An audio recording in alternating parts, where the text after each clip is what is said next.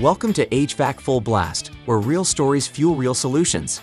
Join hosts Mary Carter and Stephen Ross as they welcome Dr. Rebecca Heiss, stress physiologist, keynote speaker, author, and evolutionary biologist.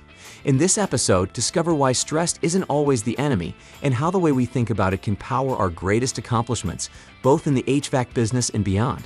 From navigating stressful heating and cooling crises to uncovering fresh perspectives on resilience, service, and growth, Dr. Heiss brings valuable insight and a fearless formula for thriving under pressure. Let's get started. Welcome back to HVAC Full Blast. I'm Mary Carter. I'm Stephen Ross. And we're very excited today because we have a special guest. Yeah, this is Dr. Rebecca Heiss. I've known Rebecca for 7 or 8 years now. And so when we were brainstorming on starting a podcast, at the top of the list was Rebecca's name. So I'm pretty excited for today's episode. I am too. I'm so excited. Rebecca, thank you so much for joining us.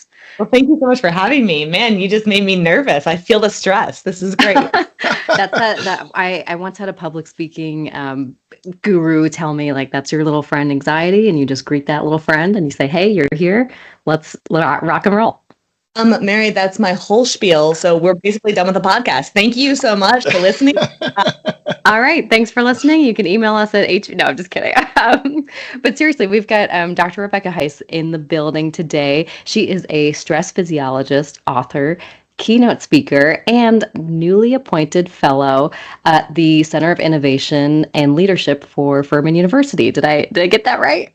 You nailed it. Thank you so much.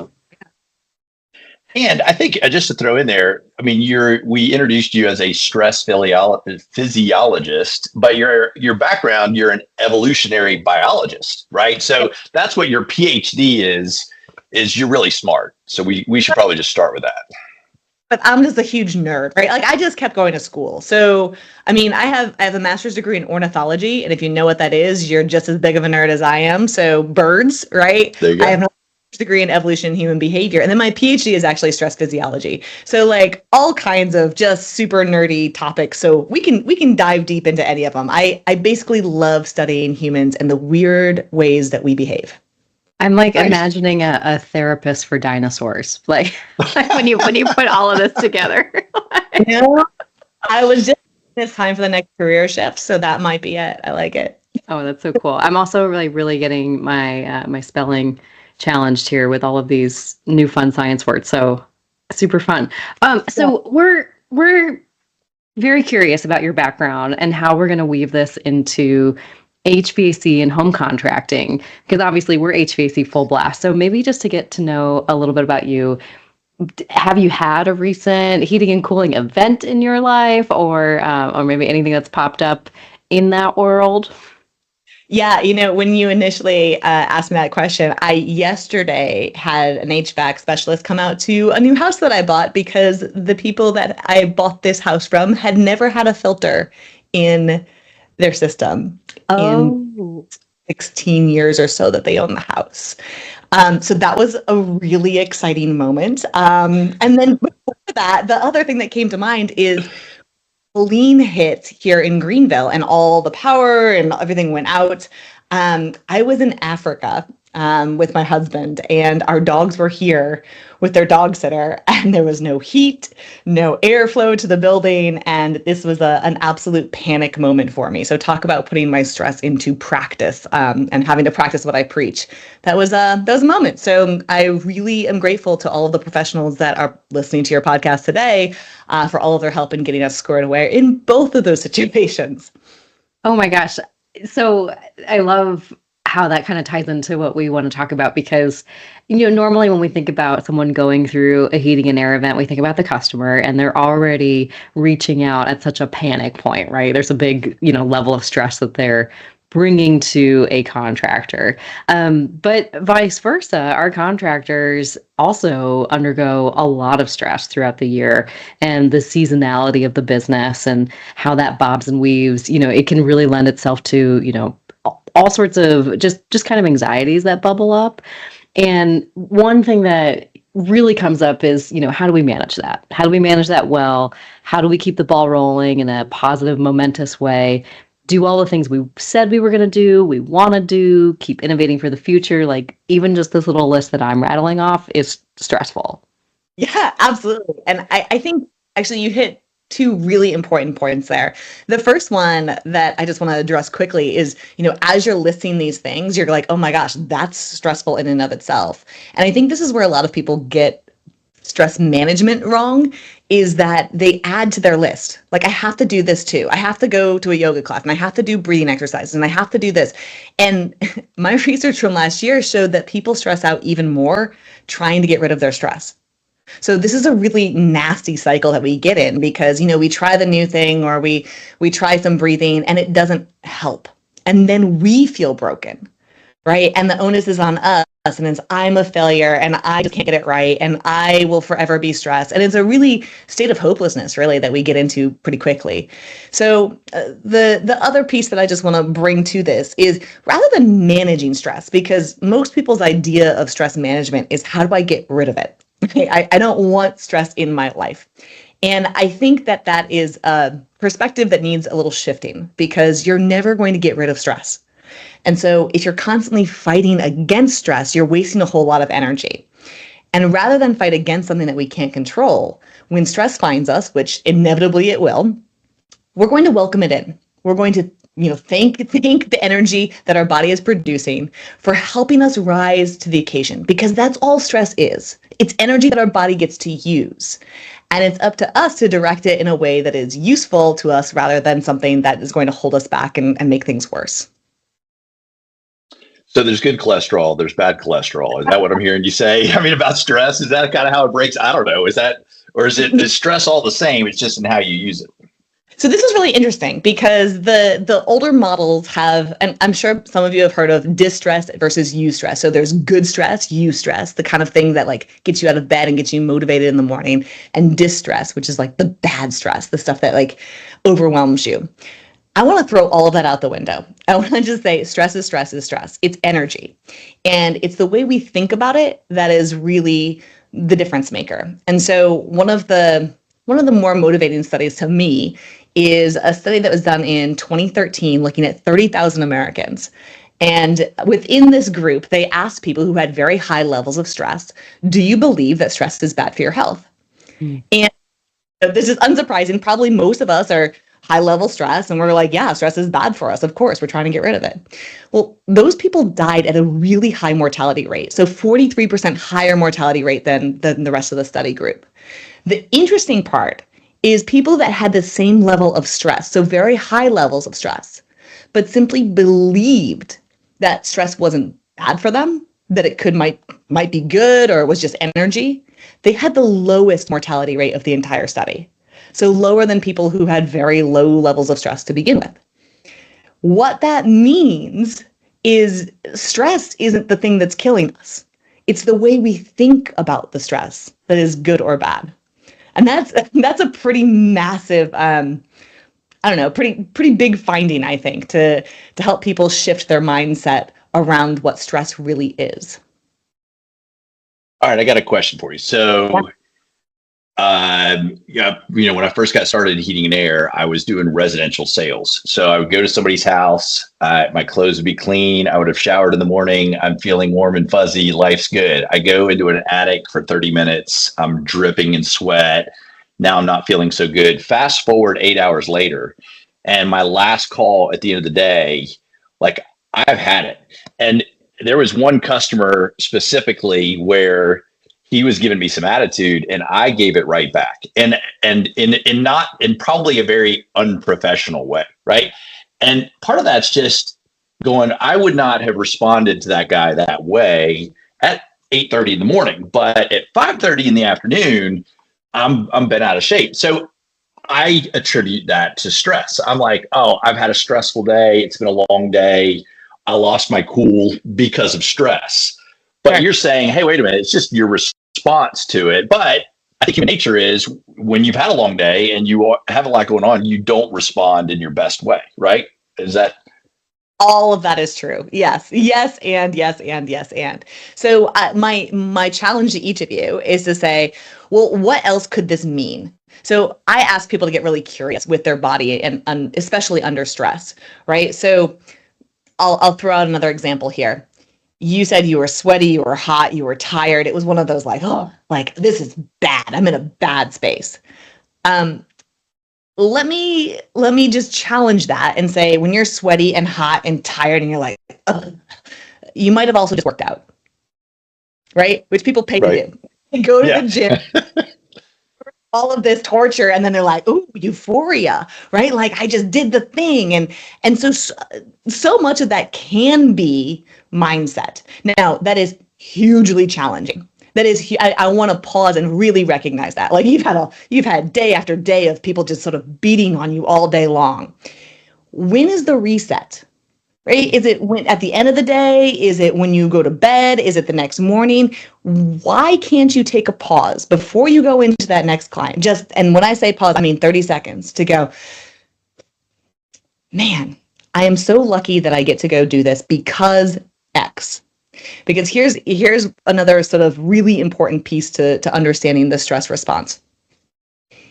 People are trying to get rid of the very thing that is bringing purpose and meaning to their life. So I say that, 2013 was big for stress studies. 2013 study looked at what creates the most meaningful and purposeful lives. And stress is the number one correlate. So if you're trying to eliminate stress, you're actually running away from the thing that's bringing meaning and purpose to your life. So if you can reset in that moment, go, whew, this is really stressful. And that must mean that this is some kind of a barometer for how much I care. I really care about what I'm doing. I really care for whatever reason it is, for the client's comfort, for my family, for the work that I do that is providing this comfort to people. This is important to me. And when you do that, when you create that higher calling, as it were, it helps reset this whole stress barometer to say, yeah, this matters to me. And so then it's less of a blow up moment.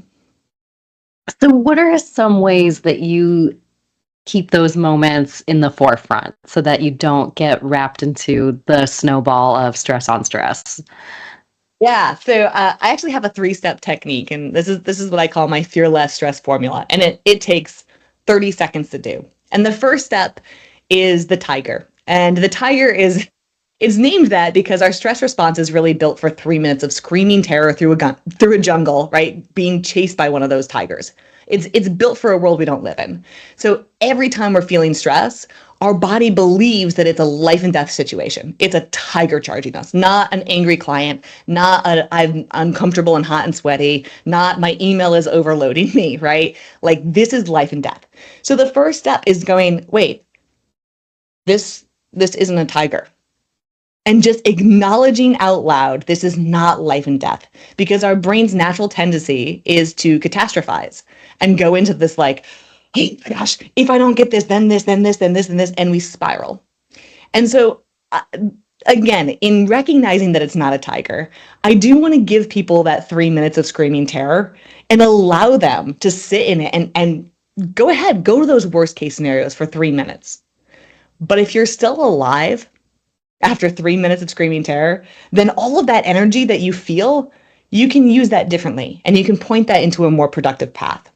So the second step is this transfer. And that's where we're taking all of that pent up energy and we're going, wait, anxiety, stress, excitement, anger, all of those are high arousal states. And they all produce a fairly similar hormonal profiles in our body. So our body is having this experience.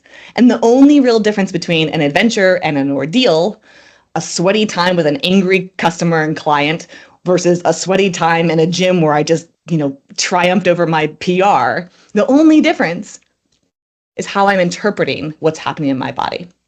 And so that's the transfer stage. And one of the ways that I teach people to sort of help them transfer that energy towards productivity and towards a less negative outlook is by acting as if. And what I mean by that is if you're angry, like you can tell really quickly when somebody's angry because they're kind of like pulled into their body and their shoulders are hunched and they've got this like tightness in their face. So if you're doing that, you're actually sending a signal to your body that this high emotional state you're in is a bad one. So in your example, Stephen, that you gave, you're hot, you're sweaty, you're miserable, you're going in and you're just going to force yourself. And I know this sounds ridiculous, but you're going to open your body, you're going to throw your shoulders back, and you're going to smile. And here's what that does. Even if it's a fake smile, when we even fake smile, so we had people like hold pencils between their mouth, and it forces a grimace.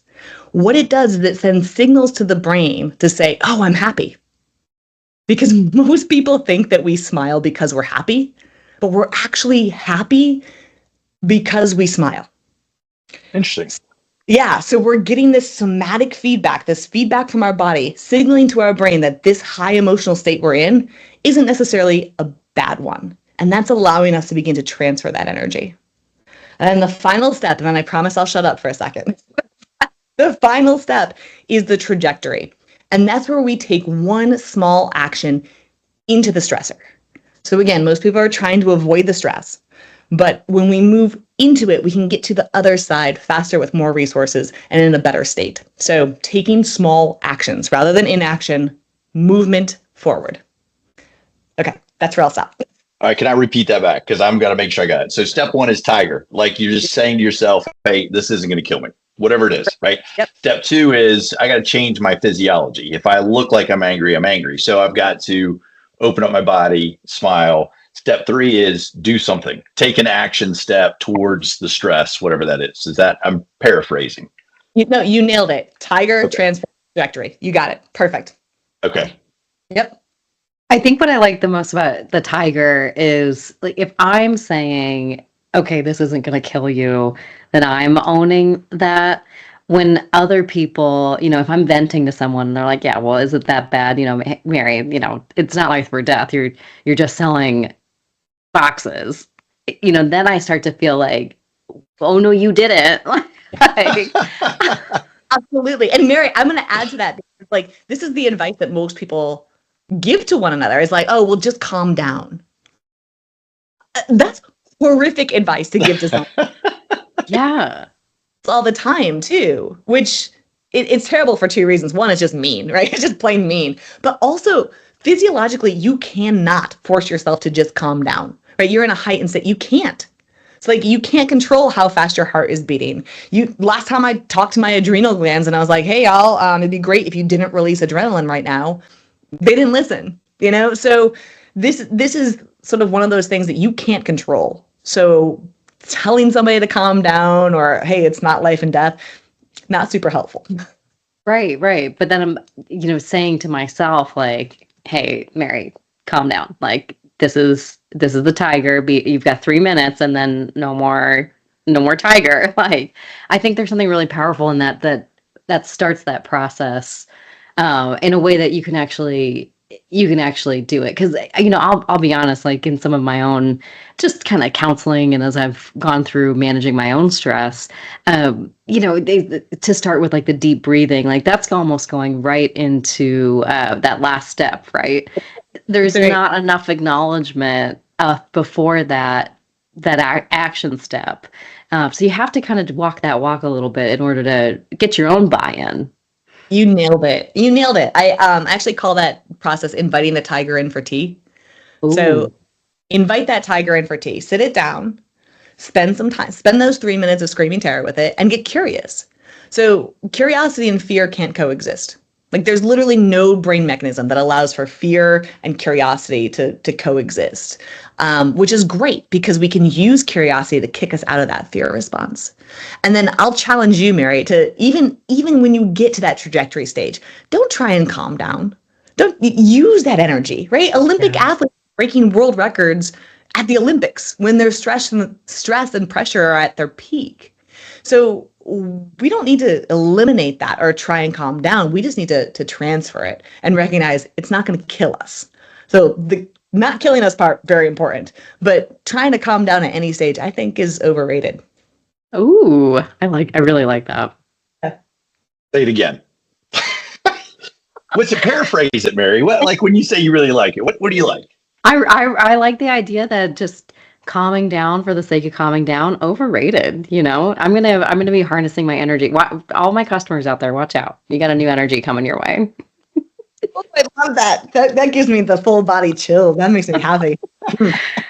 It's a great point though, because even, as recent as, a couple weeks ago, I was getting into some tough conversations with customers, and, I definitely can relate to that. Like, okay, I'm feeling that emotion. That means I really care. And now all of a sudden I'm getting into the snappy responses where I don't really mean to be snarky or short, or, I don't necessarily want to give off that impression, but I am overwhelmed by, that heightened emotion that I'm feeling, where if I could have just maybe identified that and then harnessed that in a different way, maybe I would have had a more favorable response. Yeah, I love it. But I will say, to your credit, you're sitting in it and you're having those difficult conversations.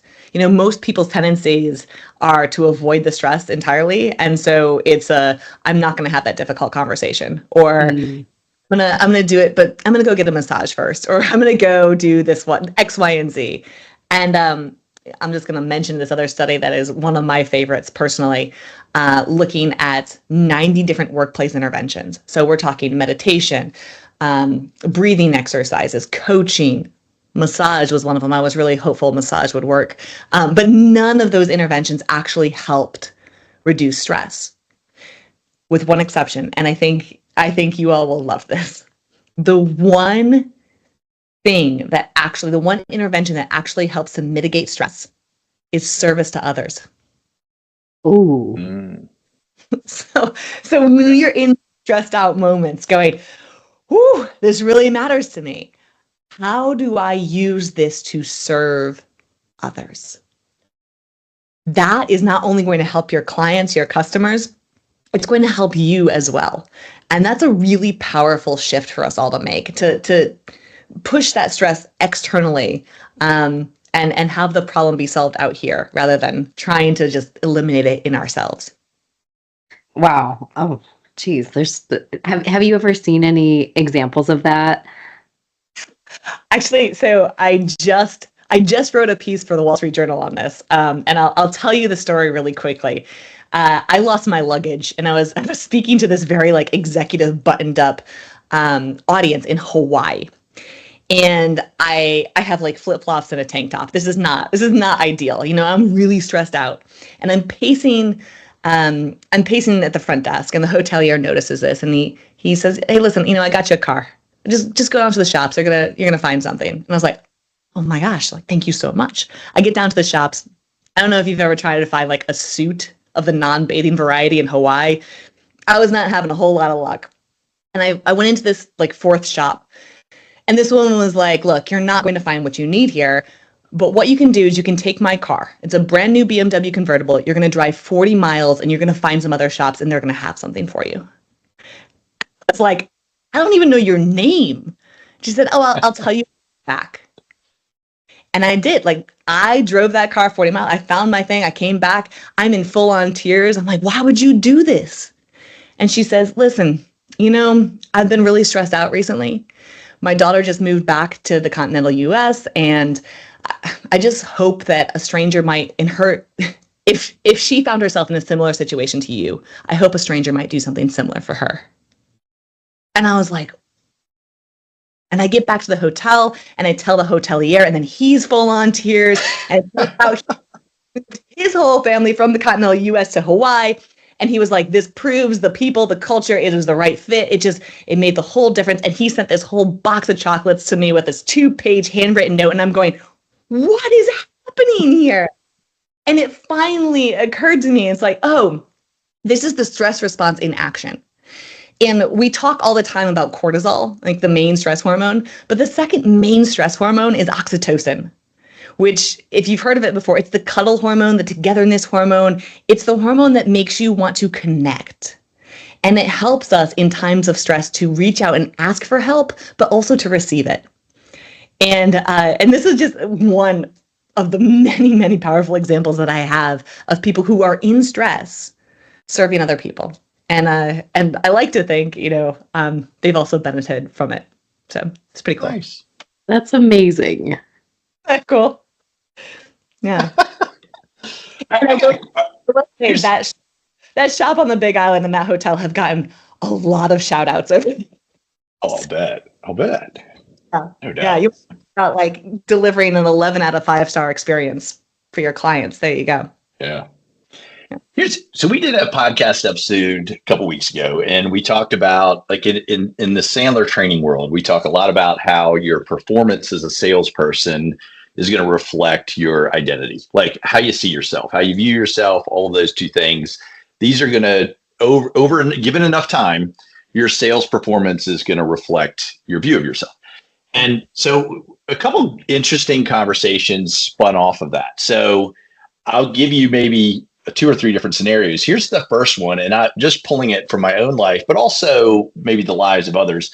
I was a pretty mediocre sales guy the first 10 years in sales. So from a talent standpoint, you would go, Stephen, if you were really talented, that would have shown up in the entire decade that you were in sales. And it really didn't. I mean, I made about 75 grand a year for about 10 straight years.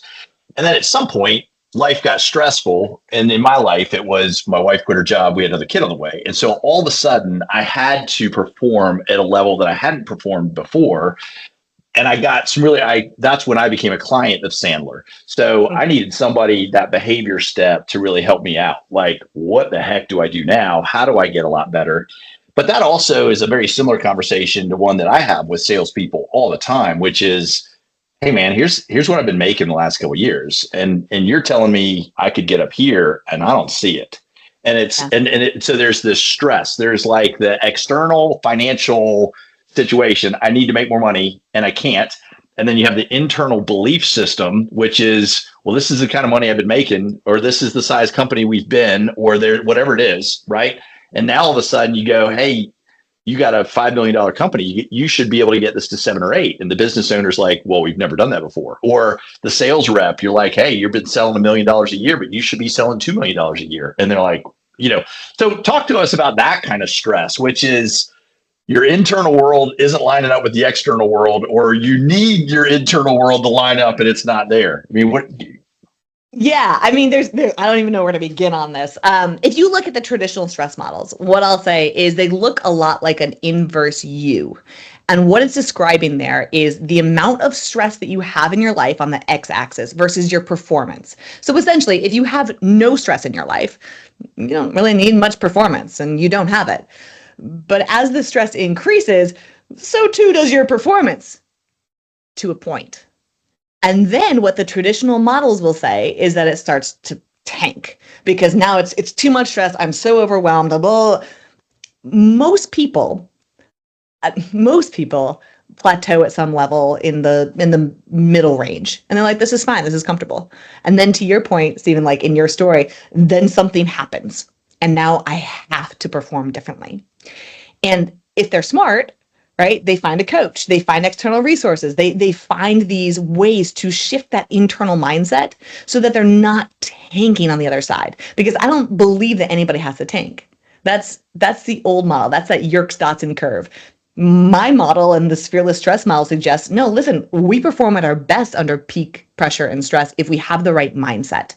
And so much of that is the story that you're telling yourself.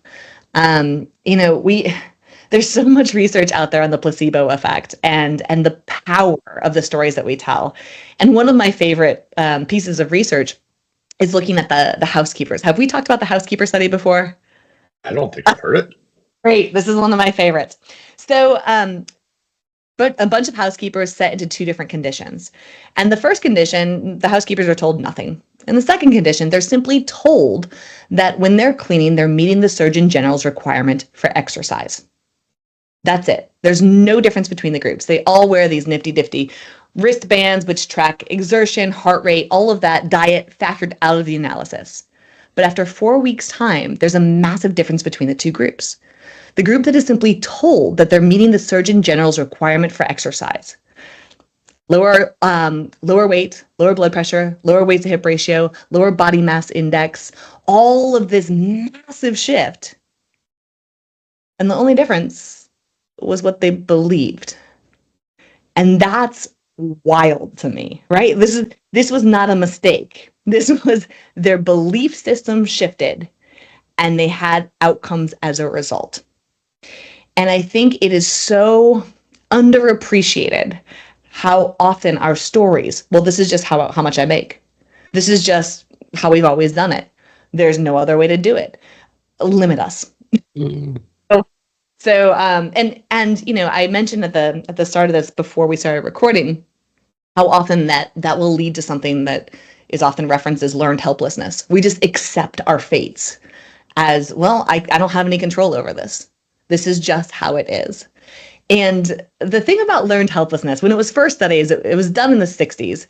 It was coined in the 60s. And there's been research in the last 5 years updating this model to show, look, this actually isn't learned behavior. This is our default mode. When we believe that something is outside of our control, our brain just shuts down and it just saves resources. It's like, well, I can't affect my outcome there. The reality is we have a lot more control than we believe we do. And so rather than trying to control the outcome, what we can do is take small steps in what I would call learned hopefulness toward the trajectory, toward the stressor, into the stressor. And so the example I'll give you is if I asked you to save $1,000 next month and you saved 999 of them, did you fail? Yeah. You were $1 short and a day late, sucker.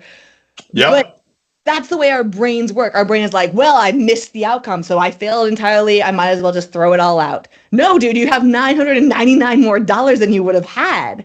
So instead of getting stuck in this binary, like, I can't do it, there's only one way to do it, and I have to jump Everest in a single leap to do it.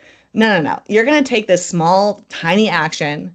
You're going to adjust from that action. You're going to continue to take actions, and it's going to move you along a trajectory that is ultimately going to serve you because you're learning, you're growing, you're adjusting along the way.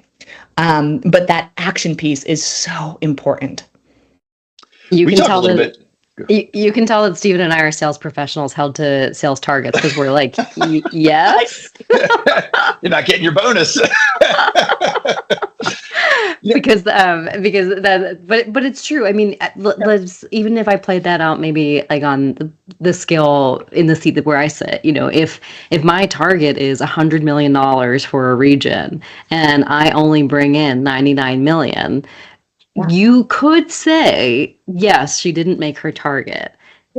But there's also that, you know, however, $99 million was brought into the region. And without the effort, without, you know, the hustle in that portion of the portfolio, we wouldn't have that. That would still be a win for a manufacturer to have that. So unless would still. I made $100 million worth of equipment and you only sold 99 of it. Yeah, and in that case, people, we enter into some dark days. So we'll save that for another time. Bigger point here is like, so often we set these audacious, like, you're supposed to set big, hairy, audacious goals. Like that's part of, I don't know, the culture of sales. Like, let's go for those big things. And often that's the gap that I think, Stephen, you were talking about between like, this is the idealized what I think we can do and where I am. And that gap becomes so scary and so big that we shut down and we get into the space of learned helplessness and we only achieve this, right? Rather than go, yeah, why shouldn't I be able to sell that 900 million? You know, let's try. And we might not quite make it, but we're going to be so much further along than we would have otherwise.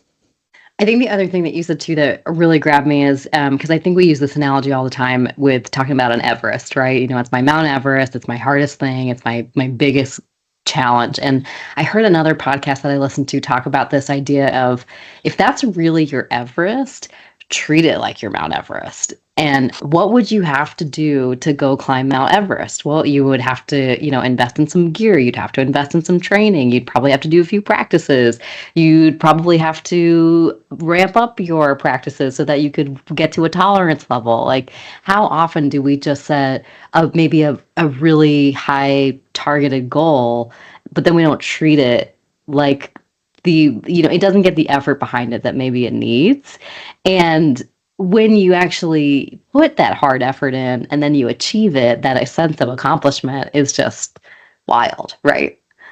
I love that. Yeah, exactly, Mary. I think your point, if we're setting those giant targets, but then we're not changing any of the behaviors that we do to get there, right? Like, okay, same outcome, and we're Right. surprised because, yeah. And then the part two of that is not many people put a goal down to say, like, climb Mount Everest 2x, like twice.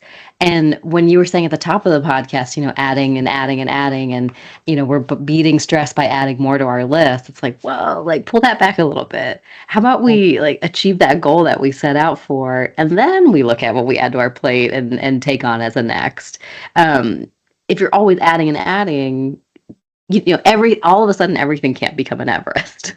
Yeah. And this reminds me of the study that I mentioned earlier about purpose and meaning and how that correlates highly to stress.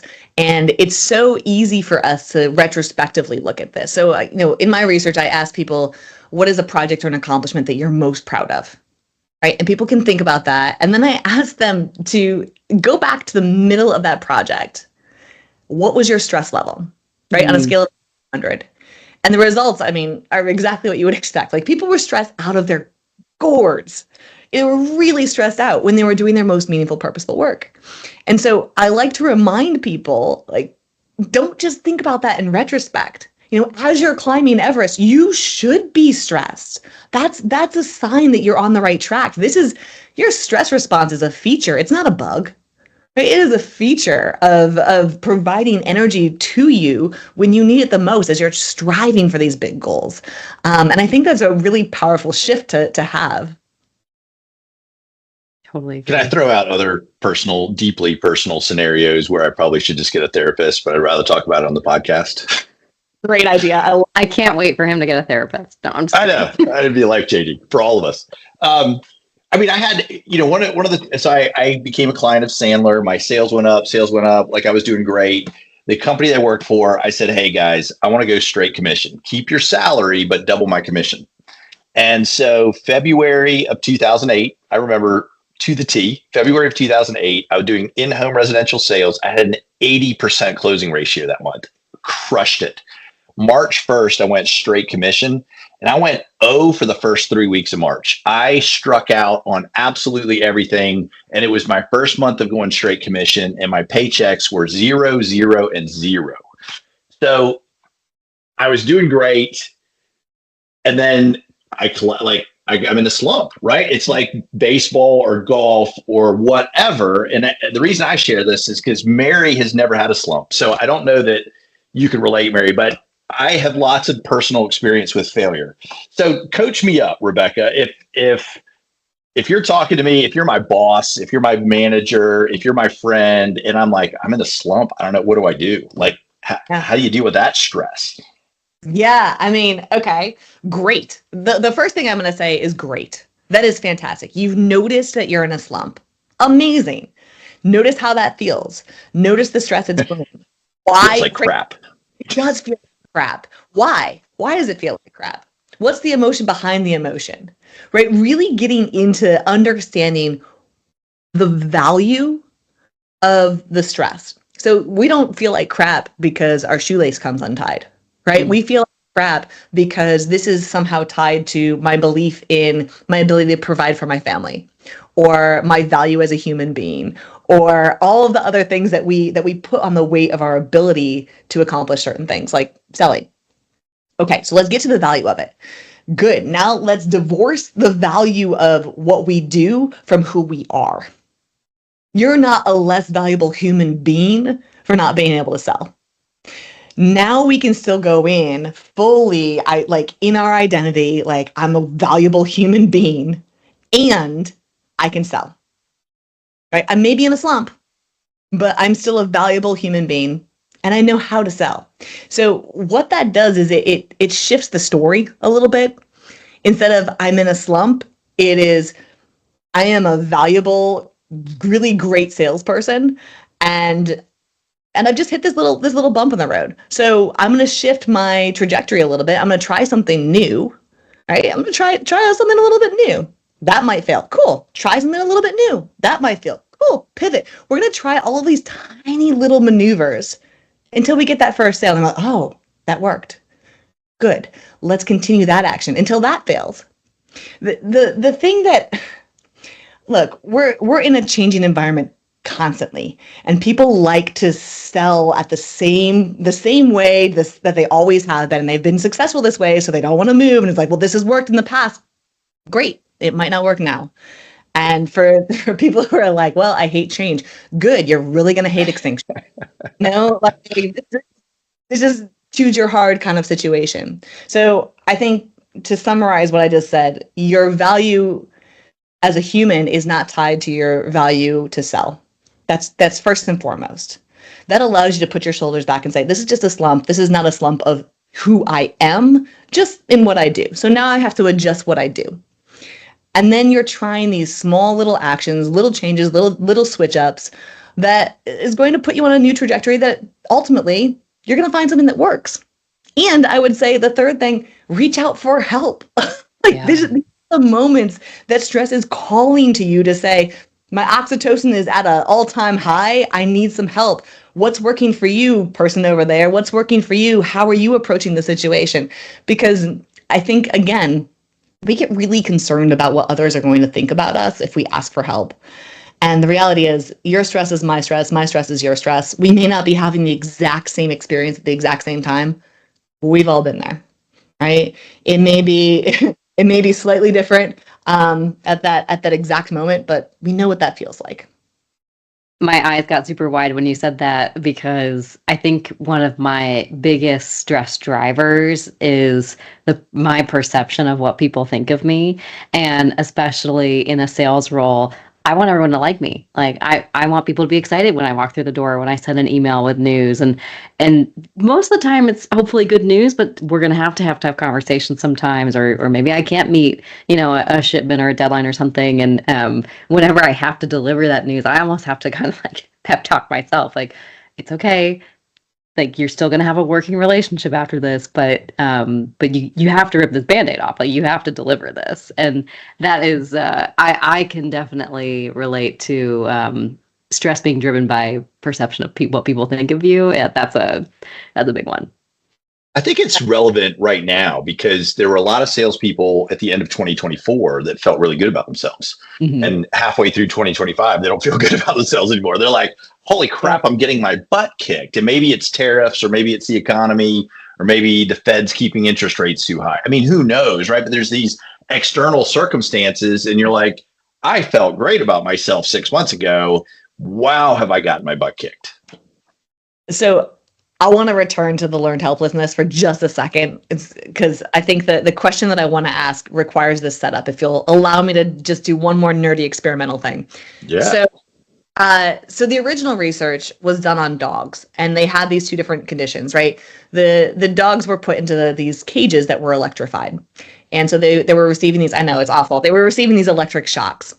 And the one group of dogs had a panel, and if they pressed it with their nose, the shocks would turn off. And the other group of dogs, when they pressed the panel, nothing happened. And so they learned they had no control over their environment. Oh, all right.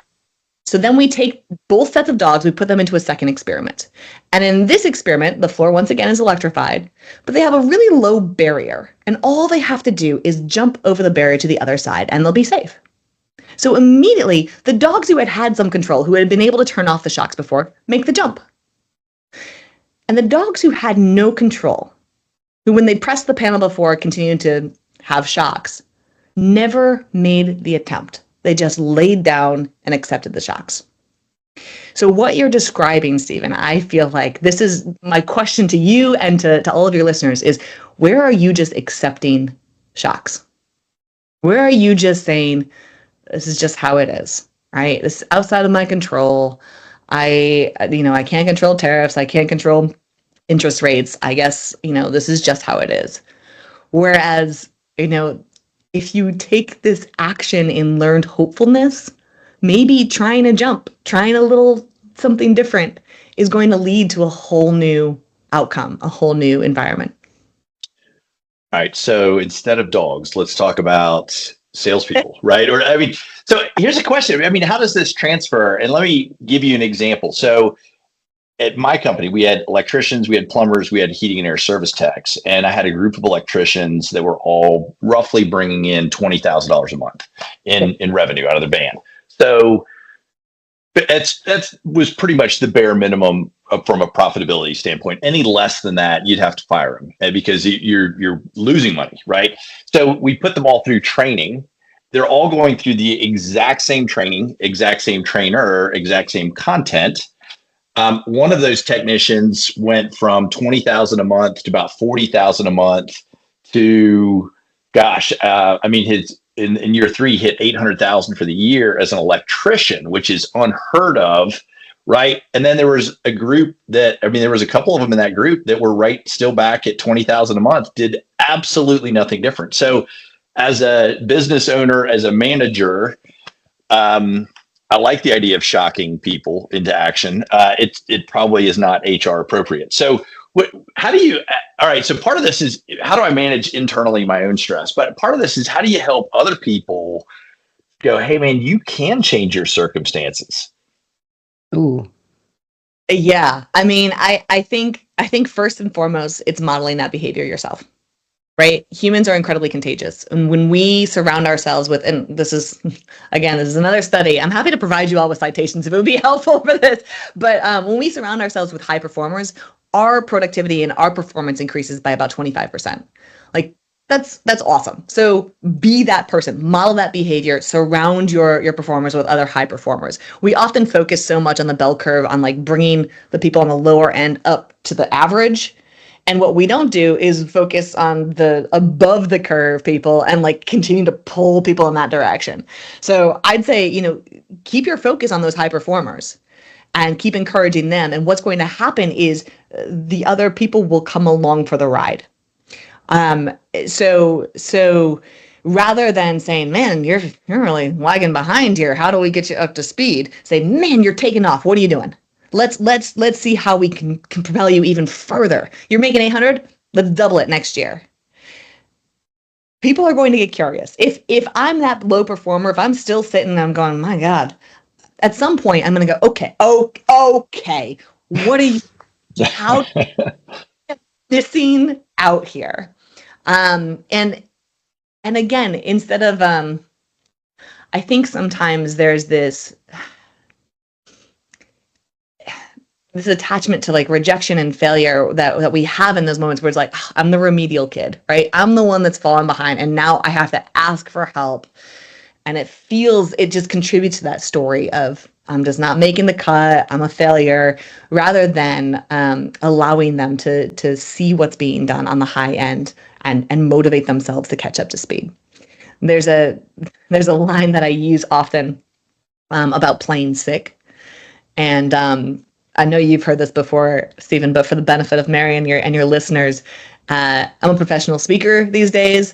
When I was 8, I had the opportunity to, with my 4-H club, go to states, and I practiced it up, and I practiced, and the day of, I never showed up because it simply felt too dangerous to go all into something if I might fail, if I might look bad, if I might have all of these things attached to me. So my guess is those people that are not performing at their peak are probably playing sick a little bit because there's some fear in them that says, if I go all in, if I do all of the things and I practice everything that Stephen's taught me, and I still don't cut it, what does that say about me? So I would free people of the, hey, you're playing sick. Go all in. Nobody's judging you. See what happens. All right, I got one last scenario. I got all these questions, Mary. Is that okay? I just keep. If it seems like I've fallen asleep over here, just know that I'm so engaged, and the number of times I've gotten chills, I'm gonna need a blanket. I'm so excited. I want to go sell something. All right, so the scenario we just talked about was salespeople who, in terms of how they felt about themselves at the end of 2024, they're like, I'm doing great, but then in 2025, their performance tanks. So they're like, hey, I feel great about myself, or I did. Now my performance struggles. I also, in coaching salespeople, sometimes that's reversed, meaning, hey, I'm hitting my numbers, but holy crap, do I feel like I have imposter syndrome, like my personal life's tanking. And this happened to me. I got divorced. Like I was in 2019, I got separated and I got divorced in 2020. And so like you have all this personal stuff going on. My sales performance tanked and I had to go hire a performance psychologist. I don't know if you know Milt Louder, who works with the Clemson football team. I'm like, Milt, you got to teach me, you got to train me like I'm a pro golfer. Like I'm a mental head case. My personal life's over here, but I got to freaking sell. Like get me back in the game. And Milt was great. But so you feel down here, maybe you're still performing, but sooner or later that performance, if you feel like you're tanking, sooner or later your performance is going to tank. So what do you say to those group of people who the stress is, if people only knew what was going on the rest of my life, they would go, oh my God, what's wrong with you? Right. But I've got to put up this facade to keep selling. And that's all right. I'm done. But help me out. Coach me up. Well, actually, I'd say three things. First, do whatever Milt said. That's the first thing Yeah. Second, I'll say recognize that everybody else, the people that you're selling to, are going through this exact same thing. So be human. Like, be vulnerable, be human. You don't have to hide everything. And third, and this is going to sound contradictory, and it's not, and I'll come back to it. Third, act as if. Act as if you are the best salesperson on the planet. Act as if life is perfectly cruising along, and knowing in the background that it's not. It's okay. Like having that stress, having that anxiety, that never goes away, by the way. Like I'll take it into my world for an example. I do keynote speeches all over the world. Every time I step on stage, I'm nervous. Every single time. That anxiety, that stress, it's going to be there. The stress of our lives, like I'm going through a divorce right now. It's stressful. Like I just bought a new house. It's stress. I got so much stress happening right now. And I'm still out selling, and I'm still outperforming, and I'm doing all of that because I can attach it to meaning and purpose. So that's the third piece. Fourth piece. Gosh, I've lost count now. So acting as if I am this thing that I want to become. And that's different than fake it till you make it. We're not faking things. We're acting as if we already are. It's a subtle difference, but it's really important to our brains. Gosh, I lost my train of thought there. Yeah, I'll end there because I think that's the best that I can do in this scenario. I'm curious what Milt said to you, if there was any other advice that I'm missing here. It's Sandler. We call it our success triangle, which is behavior, attitude, technique, right? Yeah. And we put attitude at the top because we say, hey, your belief system is going to impact everything else. But the question is, what do you do if your belief system sucks? And the answer to that is always behavior. And if there's one thing I'm taking away from the podcast with you, whether it's like, hey, it's not a tiger, it's not going to kill you, then you smile, right? And you kind of release your physiology to say, hey, it's going to be okay. And then step 3 was go do something, right? I think that's my takeaway from today is it really does come down to action, like just whatever that action is. And it doesn't have to be monumental, but you got to get started. Here's what Milt made me do. I mean, this sounds so juvenile.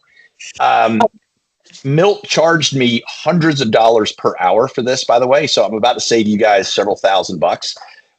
But Milt had me go through my day and write down everything I did in the day. And I was using Outlook. And if I had white space in my day, I had to go back and fill it in. What did I do during that time? Mm. And the takeaway was, I was getting home at 5, 6, 7 o'clock at night. Maybe I ate dinner on the way home. Maybe I ate dinner when I got home. Like I'm plopping down in front of the couch. I'm probably having a beer. Maybe I'm drinking a glass of wine, whatever it is, having a cocktail. I stay up late watching Netflix. I go to bed at like 11:30, midnight. And then I wake up at 7 a.m. and I'm kind of tired. I didn't sleep great. Maybe that was the alcohol. Maybe I just didn't go to bed soon. Maybe I was doom scrolling on my phone. I get to the office at like 8 a.m. I'm just really starting to wake up. Then I've got all these fires I'm putting out, right? I was managing a pretty large heating and air sales team that year. And so I'm putting out fires and Milt's like, hey, we're going to back this up. And so we wrote out to the minute my morning routine where I woke up at 5:20 a.m. I got dressed for the gym. I made my coffee. I ate a banana. I got in the car at 5:50 a.m. I drove to Orange Theory. I got to Orange Theory at 6:05. I got ready for Orange Theory, like throw my clothes in the locker, fill up my water bottle, blah, blah. Class started at 6:15, ended at 7:15. I took a shower at Orange Theory. I got out of the shower at 7:30. I got to the office at 8 a.m. Like I had it scripted down to the minute. And then from 8 to 9 a.m., I walked in and I shut my door and I did like we called it 9 before 9. The 9 most important things I had to get done that day. I picked up the phone. I made the calls. I sent the emails. I did the thing. And then at 9 a.m., I started putting out fires. And it sounds super juvenile to go, man, it's like adulthood with training wheels or something like that. But that's literally what Milt did for me and got me back on track. And I mean, it's, and I would say 2022, 2023, 2024, best years of my life, hands down, best years of my life. And it is that action. You got to do, and maybe you need a coach. In this case, I just needed Milt to yell at me. Just go. I would say, you actually touched on something that I neglected, and I have to come back because I remember the train of thought that I lost, that I jumped off of there. Accountability. You have an accountability partner. Like that is huge. That's huge. And that can be somebody you pay hundreds of dollars to. I actually recommend that because if it doesn't hurt, you probably won't do it. So it hurt. The money hurt. I can tell you those checks, like I got tired of writing checks to Milt to just tell me to get up at 5:20 in the morning. I'm like, all right, man, I got it. But it worked, right? I mean, it really did. Yeah, create that friction for yourself so that like it is really painful if you don't do the behavior that you want yourself to be doing.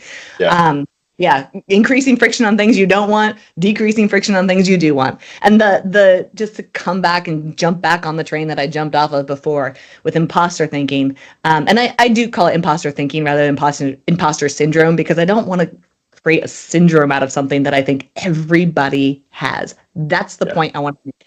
Every freaking buddy has imposter thoughts. If you don't have them, you're lying to yourself. That's like everybody has them. And when we recognize that, it's not just me who thinks that I'm not an expert in this. And like, y'all, today I was on a podcast earlier. They were asking me about my own research, and I could not for the life of me remember my own protocol. And I was like, hang on, I have to look that up. So embarrassing. I was like, all of the imposter thoughts were like, wow, you're not even a researcher. You don't even remember your own. It was so embarrassing. And then I was like, yeah, but I mean, do you remember what you had for breakfast? Probably not. This is fine. This is being human. And I think the more we can be vulnerable about it and recognize like, you're having the same thoughts that I am. It's okay. It gives us permission to move forward into that space without having to be perfect. Totally. I tend not to go as personal as Stephen does, but I can absolutely relate to so much of this. And I mean, I remember when I had like personal tragedy strike me, and it was all unfolding while I was in a trade show booth, and like I'm learning information, and now I know that the house I go home to isn't going to be the house that I'm living in anymore.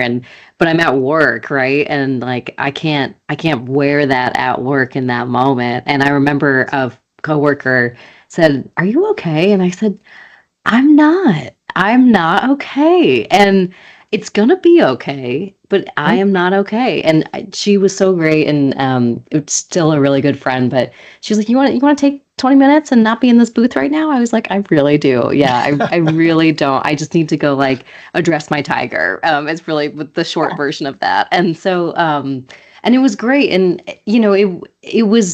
it was nice. It kind of ties in so much of what we've talked about here. Like she by giving me that 20 minutes gave me some service that allowed me to go kind of collect myself and be ready to, address what was about to go down in my personal life. But then it also just gave me that space to sort of say like, okay, this is going to be tough, but we still have to be here at work right now. We have to get this thing done well first. And, yeah, it's an amazing meld of themes when you can just bring it all back to being human, and I love that advice more than anything. Like stress management is being human.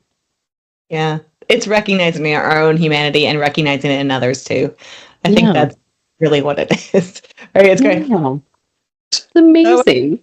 So, this is normal. This is the feature, not a bug. Yep. Hey, before we wrap up, I've got a story I want to share about how I met Rebecca Heiss. Can I tell you the story? I can't believe we haven't even asked that yet. Yeah, that's a great question. All right. So I've got 5 kids, as you know, and the older 4 are daughters. And I started out a few years ago and I'm like, hey, I want my kids to be entrepreneurs. I want them to hustle. It's just so. My oldest daughter, Abigail, started a photography business when she was 14. And so she had to write a business plan. She had to do a SWOT analysis. She had to we had to have a marketing plan with a loss leader and an upsell. We had it down pat. And one of the things we did was we went around town and interviewed very successful women in business, like all kinds of different women. And Rebecca, I think I introduced you to Abigail back then, which is, Abigail's 24, so this is like 10 years ago. And yeah. Simultaneously at work, I had a sales training client. It was a company that did a lot of sales training for me. And one of their VPs called me and he said, hey, he goes, we got a problem. It's like, okay. He goes, your sales training works great for men. It doesn't work for women. And he was being a little facetious, but he was like, our turnover rate with women that we're trying to, it's heating and air, right? It's a male dominated industry. We're bringing women in and we're as hard as we work to bring them in, they're leaving us in droves. And we can't figure out what the issue is. So I was like, all right, what do you want me to do? So I flew around the country and rode on sales calls with women to see what's the difference, right? What's the difference between a man going on a sales call and a woman going on a sales call? And here's the difference. Not once in 25 years of me being in sales have I ever been hit on during a sales call, right? It just never happened. Now, I know, Mary, that probably shocks you. Just how could I not? But that charm and that wit, come on. Men always wait till the end of the sales call to hit on me, I think is but the takeaway. But anyway, I was dumbfounded at how pervasive it was. And a lot of times women would rather quit their job than have to call on a company where their contact at that company was harassing them. They'd just be like, I'll just quit, go find another job, right? And simultaneously, there was a lawsuit, not related to this company, but a separate lawsuit where the woman sued the company that she worked for a hostile work environment because the customer was hitting on her. And the company's defense was, well, we can't control them. They're the customer. We could, if it was another employee hitting on her, we could control that, but we can't control what the customers do. But the court ruled in favor of the woman that because the company had just basically said, hey, you're on your own and not supported her, not intervened, not done anything, that they had allowed a hostile work environment to persist. And so anyway, all that, I was again dumbfounded. So I'm all of a sudden I'm like, man, I got 4 daughters. We got to do a little brainstorming. How do you prepare your daughters to enter a workplace where this might be an issue for them? So here's what we did. We said, all right, we're going to put on a conference because I'm a sales guy. So we're going to put on a conference. Sandler's going to sponsor it. And I'm going to have my daughter, 14. Well, she was a little older. She was probably, this is a few years later, 17 or 18 at this point. So she was a photographer. She had her photography business going. And we're like, all right, we'll co-sponsor this. Her photography business, my sales training business. We'll get some people to come. We'll bring in a speaker. How do you deal with sexual harassment as a sales rep, right? Which is kind of a niche topic. So we went and we reserved a room that sat 35 people. And I was like, all right, so I'm going to have lunch catered and I'll find a speaker. And we announced the event. My coworker now, Emily Jeppes, helped me put this on. She was selling advertising at the time and she was a Sandler client. So she was like, hey, I'll help with this. So we put on we started selling tickets 60 days in advance. The first day we sold 35 tickets. We sold out the whole room. And so I go back to the place. I was like, the venue, I'm like, I need a bigger room. They're like, well, we got a room that seats 50. And so we increased our tickets to 50. We sold all of those. Then we had, long story short, we sold 225 tickets to this event and it was all women. And so then now I'm feeling pressure. I got to bring in a big name speaker. And Rebecca's name got given to me by 25 different people. They're like, well, just get Rebecca to come give a talk. So we did. And I brought all my daughters. My mom came, my sister came, my mom's not in sales. My sister's not in sales, but it was really interesting. And I'll give you the topic, Rebecca. I don't know if you remember, but it was basically fight, flight, or freeze. What happens? You're on a sales call. You're ready for the professional side of things. Then you get hit on. How do you handle that? And fascinating talk. So anyway, so now Rebecca gave a talk a few months ago, big auditorium downtown Greenville. I bring my daughters. I'm like, hey, we're gonna go hear Rebecca again. Like, they love it. And it's great information. It's just understanding, hey, you're about to be in a high pressure, high stress situation. How do you handle it? And so you don't want to wait till you're in that situation to figure it out. You want to have that game plan ahead of time. So Rebecca, feel free to comment. But that was how I met Dr. Rebecca Heiss. I'm so glad you told that story because, a lot of my research has been on the freeze response. And I was just going to say, like, if you're a woman listening, this is something you need to know about. But really, like, any gender needs to know about this. This is not women's responsibility. This is all of us to recognize what a freeze response looks like, because we talk all the time about fight or flight. Like, we know what those are. But a freeze response is like the grin and bear it. It's the and so frequently women get caught in this trap, and then they blame themselves and they go back and they create more stress for themselves because they're like, why didn't I do this? Why is X, Y, Z? And so my hope in talking more about the freeze response is that more women will recognize it in themselves, and more men will become advocates and help and recognize, like, this is a legitimate, terrifying moment for a lot of women where they are stuck in their own physiology is betraying them, and help them out of that situation. So please do follow up on that research. I've got a TEDx talk out there if people are interested in watching more on that. I appreciate that. Thanks for the shout out and the reminder. Gosh, Stephen, that's been a decade since I've done that research, and man, it brings it right back. I really appreciate that. Still really important. Somehow in that decade, I've gotten a lot older, and you look exactly the same. So this is I'm going to file a complaint. Filtered. I don't know who to file the complaint with, but I'd like to complain. Yeah, go for it. I'm sure somebody will pay attention to it. Mary, all right. So you got a TEDx talk out there about fight or flight. You've got a book. Give us a quick rundown of the book. I've got 2 books. The first book is Instinct. It came out in 2021 about the 7 instincts that hold us back as humans because our brain is stuck in the Stone Age. And so things like variety and diversity are really scary because, oh my gosh, those people, terrifying. They don't serve us today in a globalized world. So that's the first book. And the new book came out yesterday. It's called Springboard. It's right here. And it is literally all the things that we've been talking about today. So how to transform stress to work for you rather than fighting against it. Really excited about that. Thanks for the shout out. And if people, you're a keynote speaker. So if somebody said, hey, I want you to come speak, RebeccaHeiss.com, and Heiss is HEISS, right? RebeccaHeiss.com. Nailed it. Yep. Or you can find me on any of the socials. Reach out to me. I will happily respond to you. It's just Dr. Rebecca Heiss on Insta and Facebook and all other places. Hashtag all the socials, right? Like all of, I mean, the bane of my existence, but I feel like, everybody has to do it. So it's a weird time. It's a weird time for us.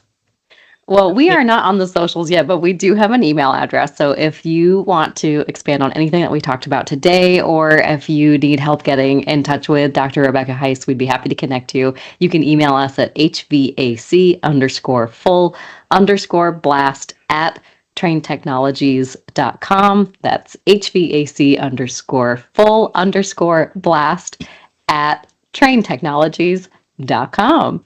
And that is our spiel for the day. Thank you all for joining us. It's always just a treat to meet one of Stephen's many friends. So Stephen, thanks for being the best recruiter for guests that we could have ever imagined. And thank you so much, Rebecca, for joining us. Thank you. This has been a real treat. All right. Thanks. Bye. Bye. Thank you. Great to see you.